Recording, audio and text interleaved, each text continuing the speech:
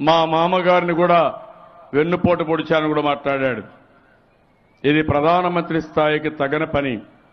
గురువుకు నామాలు పెట్టింది మీరు. అద్వానిని ఏం చేశారు తమ్ముళ్ళు? అందరూ వాచ్ చేశారున్నారు ఇక్కడ అందరూ. అవునా కాదా అని మిమ్మల్ని అడుగుతున్నా.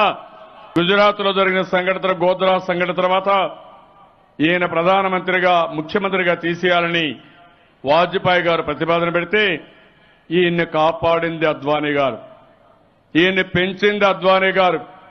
ఈయన ప్రధానమంత్రి అయితే కూడా సహించి సీనియర్ అయినా సహకరిస్తే కనీసం దండం పెడితే నమస్కారం పెట్టినటువంటి సంస్కారం ఈ ప్రధానమంత్రి నరేంద్ర మోడీ గారిది. అది ఈయన అహంకారం. చాయ్ వాలా అంటాడు. ఆయన సూటు బూట్లు చూస్తే మాత్రం కోట్ల రూపాయలు, లక్షల రూపాయల బూట్లు. ఈ రోజు కూడా అన్నాడు, మా అబ్బాయిని గురించి ఆయన మాట్లాడాడు. ఏం చెప్పాలో నాకైతే అర్థం కావడం లేదు.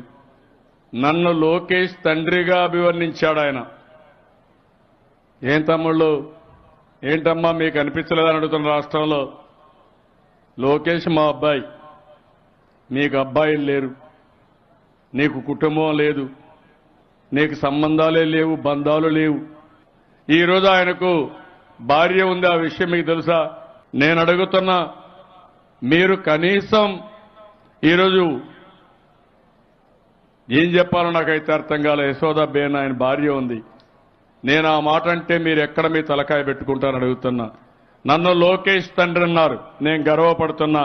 నేను అడుగుతున్నా, యశోదాబేన్ భర్త ఈ నరేంద్ర మోడీ. అవునా కాదా తమ్ముళ్ళు అని మిమ్మల్ని అడుగుతున్నా.